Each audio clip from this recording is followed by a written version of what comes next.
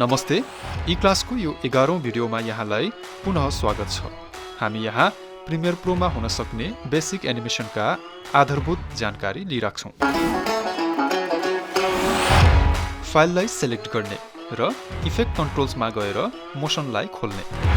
पोजिसनको अगाडि toggle animation नाम गरेको आइकनलाई क्लिक गर्दा टगल सक्रिय वा एक्टिभेट हुन्छ। पुनः यही क्लिक गरी खुल्ने नोटिफिकेसनमा ओके गर्दा टगल डिएक्टिभेट अर्थात् निष्क्रिय हुन्छ। स्क्रोल बारलाई यता उता सार्दा तल टाइमलाइनमा पनि र सँगै प्रोग्राम प्यानलमा पनि एकैसाथ स्क्रोल सर्छ। यसको मतलब यी सबै एकै हुन्। स्क्रोल बारलाई यहाँ अगाडि राखौं र पोजिसनको टगललाई एक्टिभेट गरौं। यसरी निस्किएको यो दानालाई कीफ्रेम भनिन्छ। फेरि स्क्रोल बारलाई बीचमा सारौं र यहाँ एड अ रिमुभ कीफ्रेम्समा क्लिक गरौं। यसरी अर्को नयाँ कीफ्रेम प्रकट हुन्छ वा कीफ्रेममै हुँदा यही थिच्ने हो भने यो चाहिँ कीफ्रेम हराउँछ पनि। यहाँ कीफ्रेम थपौं र यसलाई सेलेक्ट गरी यता पोजिसनका भ्यालु अर्थात् मात्रा बदलौं। यो अगाडिको कीफ्रेमलाई सेलेक्ट गरी त्यसमै राइट क्लिक गरौं।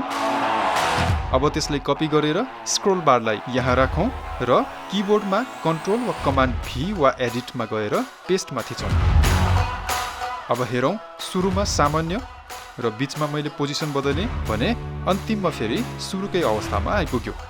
यहाँ भएको आइकनलाई थिच्दा अघिल्लो कीफ्रेममा पुगिन्छ र यता क्लिक गर्दा पछिल्लोमा। यदि कीफ्रेम नै नभए स्वतः डिएक्टिभ बन्छ। यही प्रक्रियामा हामी स्केललाई पनि एनिमेट गर्न सक्छौं। जस्तै यहाँ स्केलको टगललाई एक्टिभेट गरौं। अब अन्तिम टगलमा जाउँ र यहाँ क्लिक गरेर अर्को कीफ्रेम थपौं, किनकि म चाहन्छु यो क्लिपको स्केल अघि र पछि एकै होस् तर बीचमा पुग्दा यसको स्केल ठूलो बन्दै जाओस्। त्यसैले म स्क्रोल बारलाई बीचमा राखेर स्केल 2 गुणा बढाइदिन्छु। एकचोटि हेरौं। यसरी नै तल रहेको रोटेसनलाई एनिमेट गर्न सकिन्छ।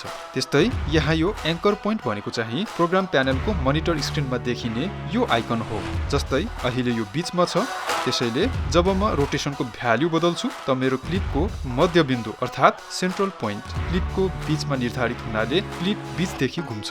तर जब म यसलाई यता सार्छु र रोटेसनको भ्यालु बदल्छु त यसरी क्लिपको स्थिति बदलिन्छ।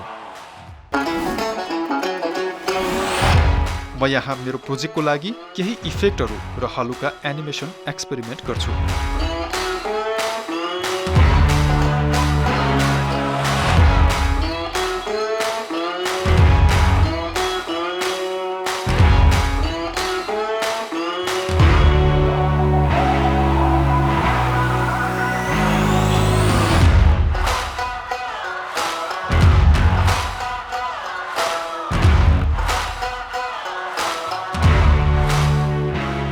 मैले मेरो सिक्वेन्सलाई जति बिगार्न डराउनु पर्दैन है।